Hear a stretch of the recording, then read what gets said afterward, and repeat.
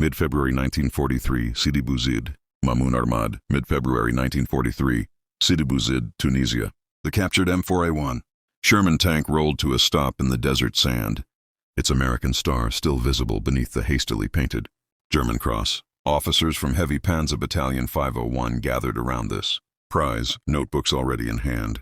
This single American tank captured intact and operational during the Battle of Sidboid would trigger a crisis of confidence among German engineers that would echo through their tank development programs for the rest of the war. The mathematics of armored warfare were about to be rewritten, not through superior firepower or armor thickness, but through something the Germans had never prioritized: automotive excellence that simply refused to break. The tank bore the name War Daddy 2 painted on its hull. Serial number USA 30067641. Built by Limmer Locomotive Works and belonging to Company G of the 1st Armored Regiment, 1st Armored Division.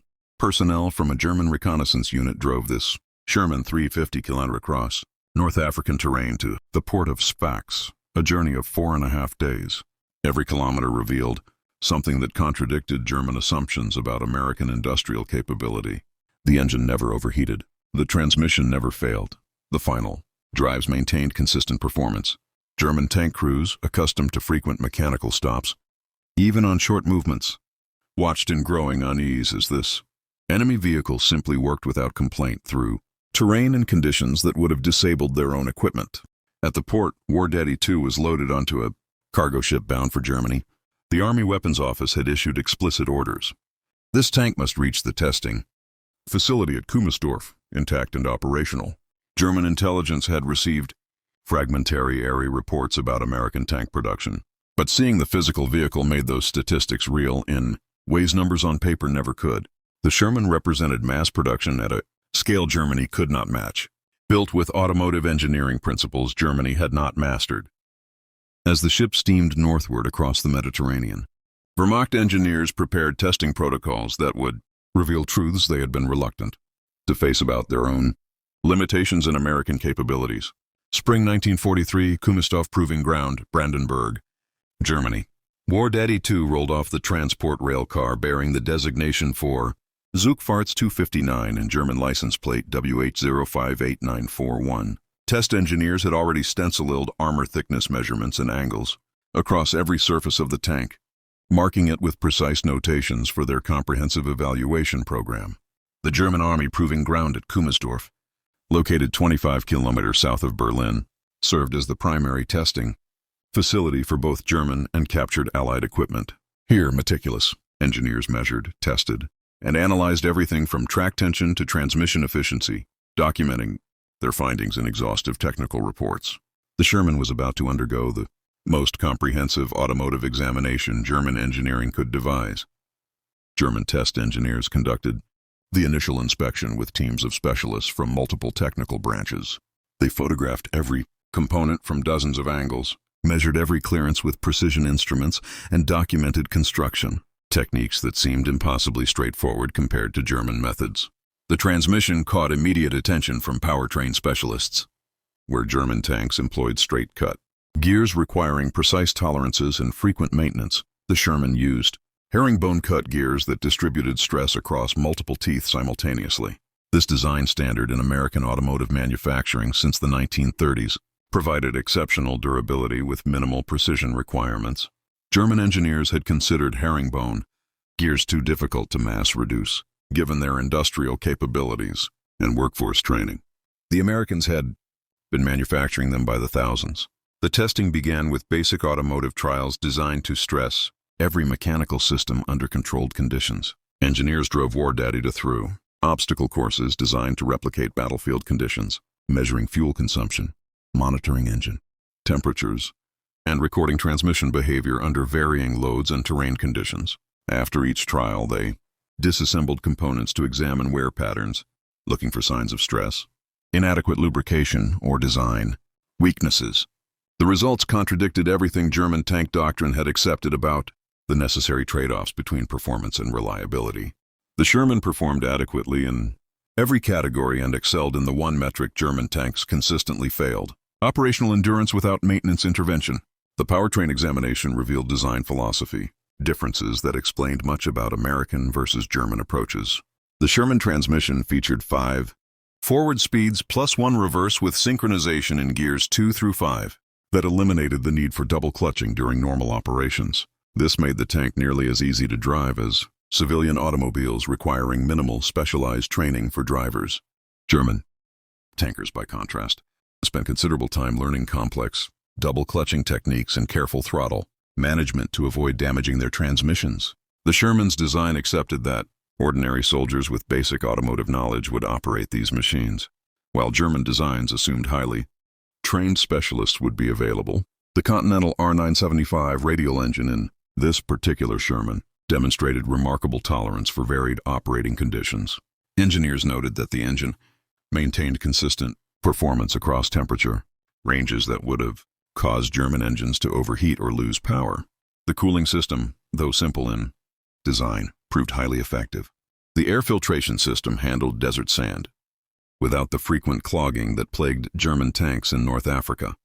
Every system reflected a design philosophy that prioritized practical functionality over theoretical optimization.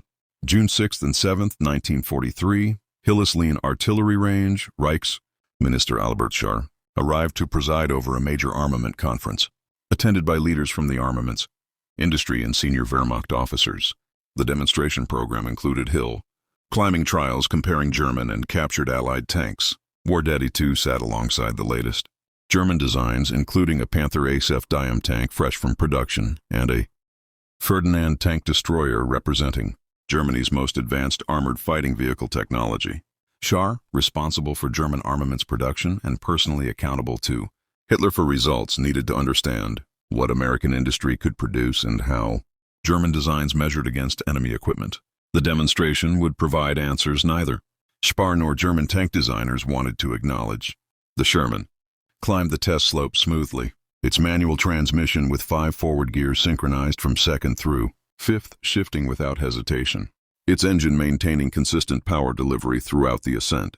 The driver handled the vehicle with confidence, demonstrating the ease of operation that would become a Sherman hallmark. The Panther followed its more powerful 700 horsepower Maybach HL230 engine, allowing it to match the Sherman's performance, but only barely and with considerably more difficulty. The Ferdinand, massively heavy at 65 tons and technically sophisticated with its electric transmission system, stalled partway up the incline. Speer watched as recovery crews struggled to restart the vehicle, the embarrassing failure occurring before dozens of senior officers and industrial leaders. In his memoirs years later, Speer would write about Sherman capabilities he observed during his inspection tour of Italy in October 1944. He noted that reports on the cross-country mobility of the Sherman had been very favorable with the tank climbing mountains. German tank experts considered inaccessible to tanks. He attributed this to the Sherman having a very powerful motor in proportion to its weight, giving it cross-country mobility on level ground that was definitely superior to German tanks. The 26th Panzer Division had specifically reported this advantage. These observations from Germany's armaments minister carried significant weight within Wehrmacht circles. The written public assessment appeared in Das Reich newspaper on June 27, 1943. The article described the Sherman as one of the special accomplishments of the North American laboratories and called it quite a praiseworthy product of the North American steel industry. The article noted that the first things to attract attention were serial construction and fulfillment of the almost arrogant requirements of the North American automobile industry. The piece mentioned the gyro-stabilized gun as the first attempt of its kind ever to be made anywhere, acknowledging American innovation in this area. These public statements, carefully worded for propaganda purposes to avoid appearing defaced, nevertheless concealed the private alarm spreading through German engineering departments. American tanks weren't just adequate, they were fundamentally better engineered for sustained field operations. Back at Kummersdorf, systematic testing continued through the summer and into autumn of 1943. Engineers measured the Sherman's operational range, conducting extended trials that pushed the vehicle to its limits. They documented operational ranges exceeding 2,000 kilometers before requiring major maintenance, roughly 4 times what early model Panthers could achieve in field conditions. They measured transmission efficiency that exceeded any German tank with power losses through the drivetrain. significantly lower than comparable German systems. They examined the synchronized manual transmission that made gear changing smooth and simple, requiring neither the double clutching nor the careful rev matching that German transmissions demanded. The final drives presented another revelation that challenged German engineering assumptions. German Panther tanks employed final drive systems inherited from the Tiger design, a configuration prone to failure under stress. The design used straight, cut gears and housings that proved inadequate for the loads imposed by the 45-ton vehicle. German mechanics in North Africa and on the Eastern Front had reported final drive breakdowns, forcing Panthers to be abandoned after relatively short movements, sometimes less than 100 km. The Sherman's final drives, built using the same herringbone gear principles as the transmission, rarely failed, even under sustained combat conditions that would destroy German components. Restoration projects decades later would find Sherman final drives that needed no mechanical restoration after years of storage, testament to design margins that exceeded immediate requirements by substantial factors. By late 1943, Kummersdorf had accumulated enough data to produce comprehensive internal reports that circulated through Wehrmacht technical branches. These documents, intended for senior Wehrmacht officers and armaments ministry officials, painted a sobering picture of comparative capabilities. The Sherman demonstrated American automotive engineering maturity that Germany fundamentally lacked despite its theoretical knowledge and scientific expertise. Mass production techniques allowed tolerances that would be considered sloppy in German precision manufacturing, yet resulted in more reliable vehicles that functioned better under field conditions. Interchangeable parts meant field repairs could be accomplished with basic tools and minimal specialized training, while German vehicles required factory-level precision and specialized equipment for many repairs. The entire design philosophy prioritized keeping vehicles operational rather than achieving theoretical performance maximums that looked impressive in specifications but couldn't be maintained in combat. Internal German engineering assessments documented observations about American industrial advantages that went beyond simple production numbers. American automotive engineering reflected decades of civilian industry experience that Germany had never developed at comparable scale. Before the war, the United States had widespread automobile ownership with vehicles commonplace among ordinary citizens across all economic classes. Germany had far more limited civilian automotive experience, with cars remaining luxury items for the wealthy and party elite. The Volkswagen program, promised to German workers since 1934, had delivered fewer than 1,000 civilian vehicles by 1939. This vast difference in automotive industry maturity translated directly into tank design philosophy. Americans built tanks that mechanics with civilian automotive training could maintain using skills they already possessed. Germans built tanks that required specialist training and constant expert attention from personnel. With years of specific military technical education, the comparison with German tank reliability became impossible to ignore as field reports accumulated through late 1943 and early 1944. Panther tanks required strict operational restrictions to prevent mechanical failures that would leave them stranded. Drivers received explicit instructions not to change gears, frequently as excessive shifting damaged the transmission. Third gear in particular broke often enough that field manuals warned against its use except when absolutely necessary. Panthers could not turn while backing up, as this would destroy the transmission. Pivot turns were only possible when ground resistance was equal on both tracks, severely limiting tactical flexibility. Foreign objects entering the running gear could jam the drive sprocket, requiring hours of maintenance to clear. These problems existed despite Panthers being built in dedicated tank factories by skilled workers using the best available materials Germany could provide. The Sherman, by contrast, had been designed by automotive engineers at General Motors, Ford, and Chrysler, applying mass production principles they had developed over decades of civilian vehicle manufacturing. The tank incorporated commercial automotive components wherever possible, leveraging existing supply chains and manufacturing expertise. The transmission came from multiple manufacturers, including Caterpillar, Tractor, Buick, and Ford Motor Company, all building to identical specifications, with fully interchangeable parts that could be mixed freely without adjustment. This standardization, routine in American automotive industry, remained largely theoretical in German tank production, where each manufacturer introduced subtle variations that prevented true parts interchangeability. Additional captured Shermans arrived at Kummersdorf through 1943 and 1944, including tanks taken from British units in Italy and Soviet forces on the Eastern Front. Each captured vehicle underwent similar testing protocols, building a comprehensive database of American tank capabilities across different variants and production periods. The British had refitted some Shermans with their 17-pounder anti-tank gun, creating the Firefly variant that addressed the Sherman's main weakness in firepower. German engineers examined these modified tanks with particular interest, noting how the Sherman's large turret ring accommodated the significantly larger gun with minimal modification. The Firefly demonstrated growth potential built into the original design that German engineers had not considered when specifying their vehicles. The Panther, rushed into production to counter Soviet T-34 tanks, had no capacity for significant armament upgrades without complete turret and vehicle redesign. The automotive testing program expanded to include reliability trials, specifically designed to replicate combat conditions. Engineers drove Shermans through hundreds of kilometers of cross-country movement, recording every mechanical incident, maintenance requirement, and component failure.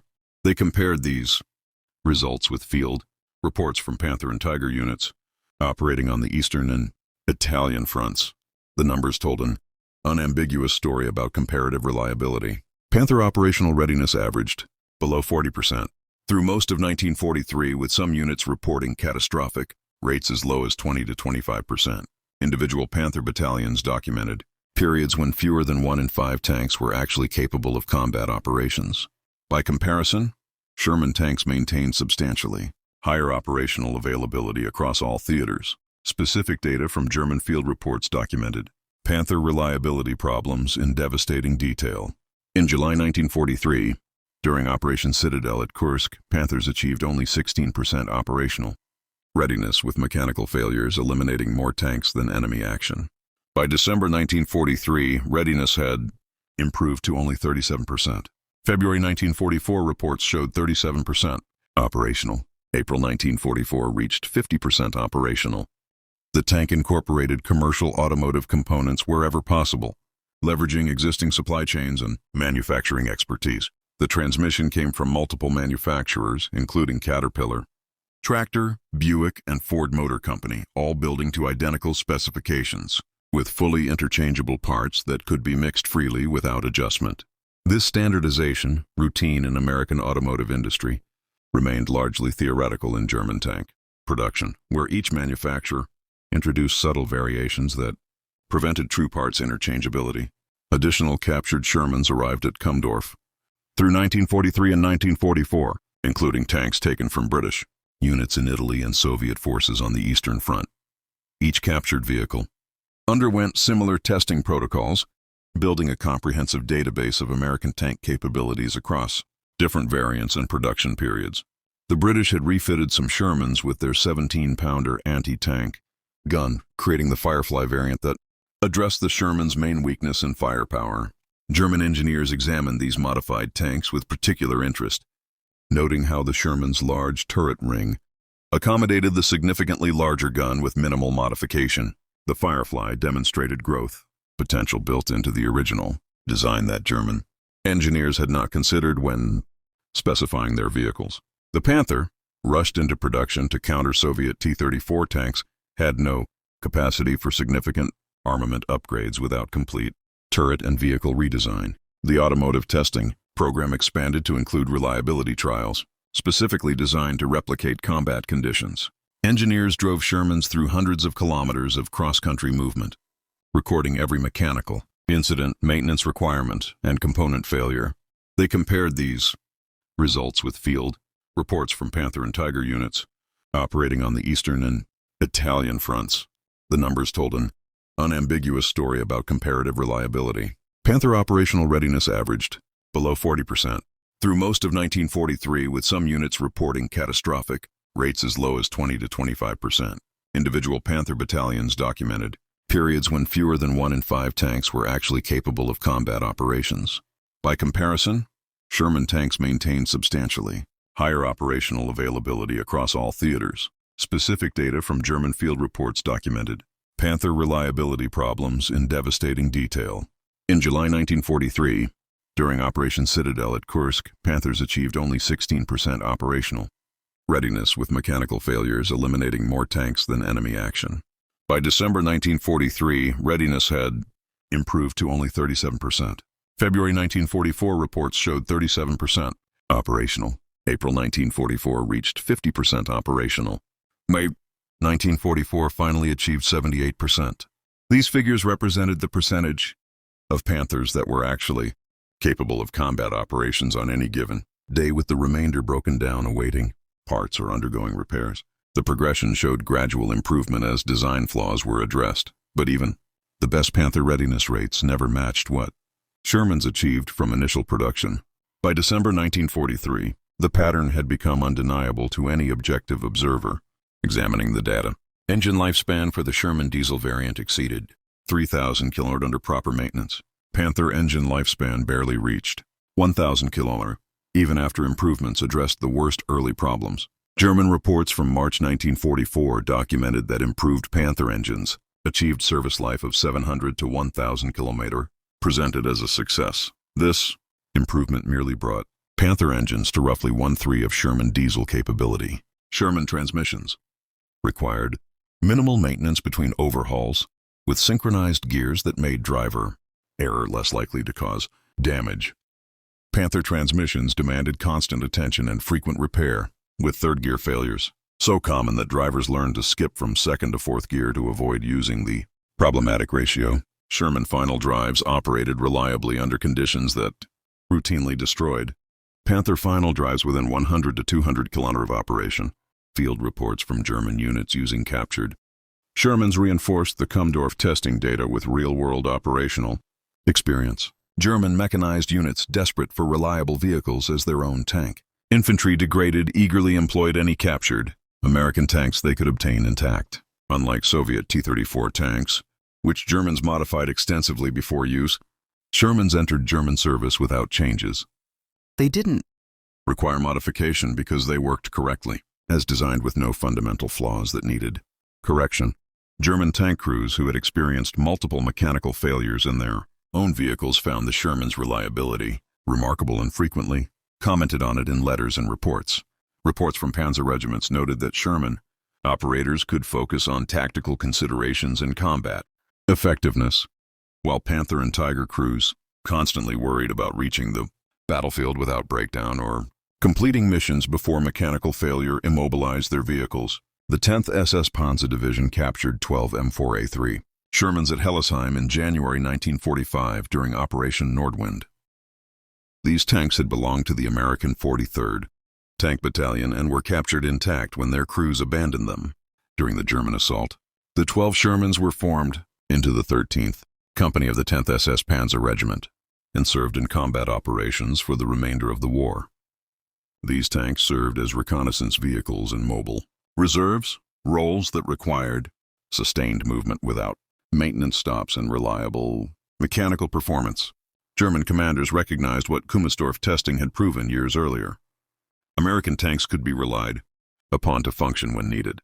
This dependability, more than firepower or armor protection, determined tactical utility in the final months of the war. A Sherman arriving at the battlefield with an operational gun was infinitely more valuable than a Panther with superior firepower, broken down 20 km behind the lines.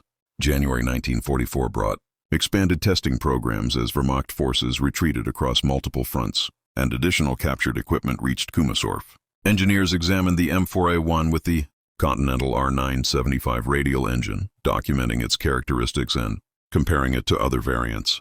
They tested the M4A2 with twin General Motors 6046 diesel engines, noting its superior fuel efficiency and different operating characteristics. They evaluated the M4A3 with the Ford GAV8 gasoline engine, which American crews considered the best Sherman power plant. Every variant demonstrated the same fundamental characteristic: excellent automotive reliability derived from sound engineering principles and quality manufacturing processes. The consistency across variants impressed German engineers who were accustomed to significant quality variations between different manufacturers producing nominally identical vehicles. The diesel-powered M4A2 particularly impressed German engineers who examined it at Kummersdorf. Soviet forces received 41,002 of these tanks through Lend-Lease, and significant numbers fell into German hands during retreats. On the Eastern Front, the twin GM6046 diesel engine provided performance matching any Sherman variant while consuming substantially less fuel than gasoline engines, a critical advantage as German fuel supplies dwindled. German designers had experimented with diesel tank engines but abandoned the effort due to manufacturing difficulties and the complexity of fuel injection systems. American industry produced diesel Shermans alongside gasoline variants without disrupting production schedules, demonstrating manufacturing flexibility and technological sophistication that German industry never achieved during wartime conditions. March 1944 brought reports from General Heinz Guderian, Inspector General of Panzer Troops, noting in official communications that improvements to Panther reliability had achieved what he termed acceptable standards by early 1944. Engine life had reached 700 to 1,000 km, and final drive problems had been largely resolved through design, modifications, and improved manufacturing processes. This improvement presented a significant success in German military communications, merely brought Panther reliability to a level Sherman had achieved from initial production in 1942. The German Army celebrated reaching standards that American tanks had exceeded from the beginning, highlighting how far behind German armored vehicle development had fallen. The comparison grew more painful as German tank production struggled with increasing resource shortages and Allied strategic bombing. Allied bombing campaigns targeted key bottlenecks in the Panther and Tiger production chain. With increasing effectiveness, the Maybach engine plant in Friedrichshafen suffered severe damage from Royal Air Force Bomber Command on the night of April 27th to 28th, 1944. The raid involved 322 aircraft and is described in Imperial War Museum archives as the most damaging raid on German tank production of the entire war. The attack also destroyed the ZF gearbox factory adjacent to the engine plant. Production of tank engines and transmissions halted completely for 6 months. When production finally resumed in November 1944, quality control had degraded significantly. Slave labor, increasingly employed in German tank factories as German workers were conscripted for military service, introduced deliberate sabotage. Cigarette filters were jammed in oil passages. Gaskets were installed incorrectly. Components were assembled without proper clearances. These problems never affected Sherman production, safely located in American factories far from any combat zone and staffed by motivated workers earning good wages under decent conditions. The fundamental difference between American and German tank production lay not in engineering knowledge but in industrial capability and underlying design philosophy. German engineers understood automotive principles as well as their American counterparts, possessing extensive theoretical knowledge and scientific expertise. They simply never applied those principles consistently to tank design, instead prioritizing other factors. German tanks emphasized performance, characteristics that made for impressive specifications, but poor reliability in field conditions. The Panther's powerful 75mm WWII-42 gun and thick frontal armor came at the cost of an overtaxed powertrain that couldn't reliably support the vehicle's 45-ton weight. The Tiger's formidable capabilities demanded complex maintenance procedures and frequent repairs by highly trained specialists. These trade-offs might have been acceptable if German industry could produce enough vehicles and enough spare parts to maintain them. It could not, particularly as Allied bombing intensified and raw material shortages worsened. American engineers trained in automotive mass production through decades of civilian industry experience designed tanks that could be manufactured by the tens of thousands and maintained by mechanics with basic training using skills learned in civilian life. The Sherman powertrain used components proven in commercial service with design principles borrowed directly from automobile and truck manufacturing. The electrical system included a backup generator that could power turret traverse even when the main engine stopped, a feature that seemed like unnecessary luxury to German designers but proved invaluable in combat. German tankers could only dream of such conveniences, particularly those who had experienced their turret traverse, failing when engines stalled on slopes.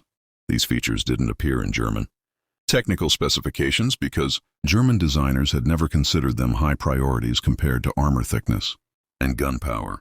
By spring 1944, Wehrmacht units on all Fronts reported increasing mechanical problems as manufacturing quality degraded and spare parts became increasingly scarce. Panthers required transport by rail for movements exceeding 100 km because their final drives couldn't survive sustained road marches. Field commands issued explicit orders restricting Panther movement to preserve the vehicles for actual combat, rather than losing them to mechanical failure during approach marches. The Berger Panther recovery vehicle built on a Panther chassis to recover disabled Panthers shared the same reliability problems as the tank it was supposed to recover. German commanders faced the grim reality where mechanical failures eliminated more tanks than enemy action, with some units reporting that 70% of tank losses were due to breakdowns rather than combat damage. Meanwhile, Sherman production continued at unprecedented rates that German industry could never match. American factories produced 49,324 Sherman tanks during the war, more than all German tank production of all types. Combined, British Commonwealth forces received thousands through Lend-Lease. The Soviet Union received over 4,000 diesel variants. Chinese forces in Burma used Shermans to devastating effect against Japanese armor that was technologically inferior to both American and German designs. Every theater where Shermans served confirmed what Kummersdorf testing had revealed. Properly maintained Shermans kept running under conditions that would disable or destroy German tanks. German tank crews who captured and used Shermans universally praised their automotive excellence in letters, reports, and post-war interviews. Reports from the Eastern Front noted that German mechanics found even the complex Chrysler a 57 multi-bank engine with its 5 separate engine blocks easier to troubleshoot compared to German tank engines that required specialized knowledge and equipment. The Ford GAA V8, praised by Allied crews for its exceptional reliability and power output, seemed remarkably dependable to German mechanics accustomed to Maybach engines that required constant adjustment of valve clearances, ignition timing, and carburetor settings. The General Motors twin diesel, which the U.S. Army had rejected as less reliable than gasoline engines and relegated to Lend-Lease production, far exceeded the performance and reliability of any diesel engine German industry had produced for tank applications. The Sherman's generous design margins provided another advantage that German engineers came to appreciate: the basic transmission and final drive components. Originally specified for the 30-ton M4 with 400 horsepower, required no major modification to handle the 42-ton M4A3E2 jumbo assault tank with its significantly increased armor protection. The same components that powered the standard Sherman successfully transmitted 650 horsepower from experimental engines without failure or need for reinforcement. German engineers tended to calculate that such overbuilding represented waste excess capacity that increased production cost and used scarce materials without immediate benefit. American engineers understood that margins provided growth potential for future upgrades and battlefield reliability that made the extra investment worthwhile over the vehicle's service life. By summer 1944, German tank commanders facing the Allied invasion in Normandy knew their technical disadvantages extended far beyond individual tank capabilities. American artillery superiority, devastating close air support, and overwhelming logistical capacity combined to overwhelm German forces regardless of tank specifications or tactical prowess. But the Shermans' reliability meant American armored units could sustain continuous operations that German panzer divisions simply could not match. American tank battalions could launch attacks, sustain combat operations, conduct pursuits, and immediately prepare for the next operation without extensive maintenance halts. German panzer divisions had to carefully husband their limited operational vehicles, calculating that every movement consumed precious remaining component life and brought mechanical failure closer. The difference in operational availability determined which force could maintain offensive pressure and which had to carefully ration its limited combat power. German use of captured Shermans in combat operations provided final proof of American automotive superiority. From the German perspective, the 150th Panzer Brigade, formed specifically for infiltration operations during the Battle of the Bulge in December 1944, attempted to obtain captured American vehicles to disguise their operations. German planners wanted Sherman specifically because of their reputation for reliability. However, the brigade received only 2 Sherman tanks, and only one proved serviceable enough for operations. The serviceable Sherman never actually saw combat. due to massive traffic jams that prevented the infiltration operation from achieving its objectives. In an operation requiring vehicles to function without breakdowns while operating behind enemy lines far from any support, only American equipment offered reasonable chances of success. German tanks, even when fully operational, couldn't guarantee the sustained performance such missions required. January 23, 1945 brought the final official admission of German automotive failure. A meeting of the Panzer Commission produced a report documenting catastrophic final drive failures across all German tank types. The document's findings were devastating. Prior to the 1945 Eastern Offensive, there were 500 defective final drives in the Panzer, 370 in the Panther, and roughly 100 in the Tiger. Additionally, approximately 200 failures had been reported in the Hetze tank destroyer based on the Czech 38-ton chassis. General Wolfgang Tommel, General Lieutenant and Chief of Staff of the Inspector General of Panzer, troops serving under Guderian, explained the operational impact in stark terms. In such circumstances, orderly utilization of tanks was simply impossible. The troops lost confidence in their vehicles and in some situations abandoned whole vehicles just because of final drive problems, fearing they would be stranded and captured. German tanks built to intimidate through impressive technical specifications failed in the most fundamental requirement of armored vehicles: mechanical reliability, sufficient to reach the battlefield and complete missions. Kummersdorf testing facility prepared for evacuation in early 1945 as Soviet forces advanced relentlessly toward Berlin. Engineers frantically packed testing data and shipped documentation to facilities farther west, hoping to preserve technical intelligence for post-war analysis. Some of the captured tanks, including at least 2 Shermans, were pressed into improvised service with combat units desperately defending the approaches to Berlin. These vehicles fought alongside German designs in the final desperate battles, providing one last comparison under actual combat conditions. The Shermans continued operating until destroyed by enemy fire or abandoned when fuel supplies ran out. The German tanks, including Panthers and the few remaining Tigers, broke down from mechanical failures at rates that shocked even experienced crews accustomed to poor reliability. The story of War Daddy 2 and the dozens of other Shermans tested at Kummersdorf represents one of the great industrial disparities of World War II.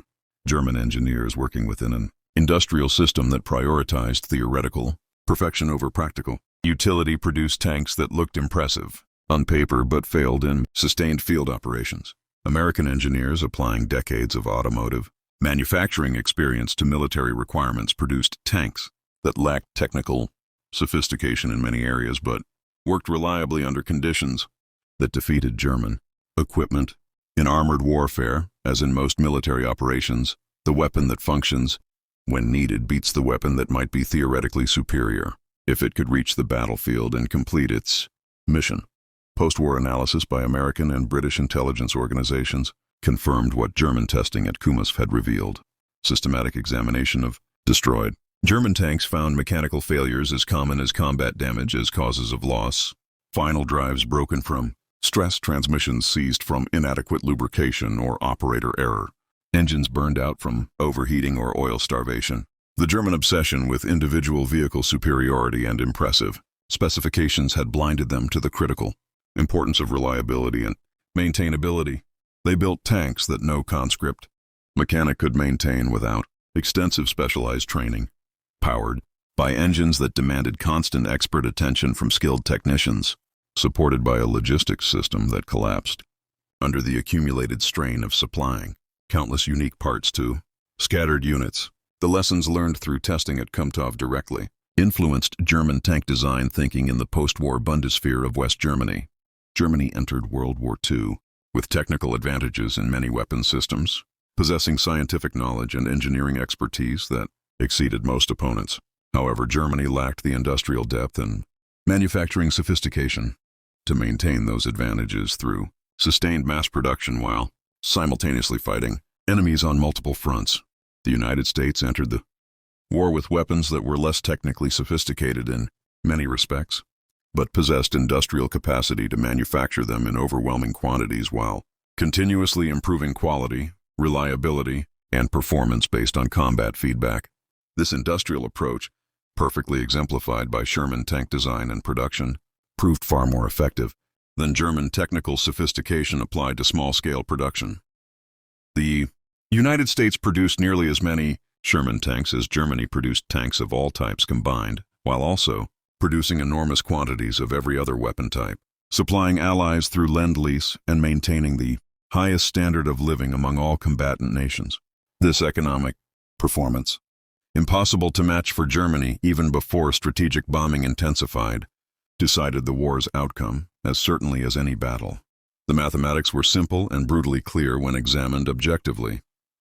Sherman with a 75 gun that reliably reached the battlefield and fought, effectively was infinitely more valuable than a Panther with a superior gun that broke down before engaging the enemy or required 3 days of maintenance for every day of operations. A tank battalion with 80% of its vehicles operational could execute missions that a battalion with 40% operational vehicles simply could not attempt. Reliability wasn't just a convenience factor or secondary consideration. It was the foundation of operational effectiveness, determining whether armored units could execute their assigned missions. German tanks consistently failed this fundamental test throughout the war. American tanks consistently passed it. Kummersdorf testing had proven this beyond any reasonable doubt by mid-1943. Even as German commanders continued deploying Panthers and Tigers that looked fearsome and possessed impressive specifications, but couldn't be relied upon to function when needed most. The Sherman tank didn't win World War II through technical superiority and firepower or armor protection. It won through industrial superiority expressed as mechanical reliability, consistent availability, and ease of maintenance. German engineers at Kummersdorf understood this by mid-1943 based on their exhaustive testing. They wrote detailed reports documenting their findings. They tested the evidence repeatedly with scientific rigor,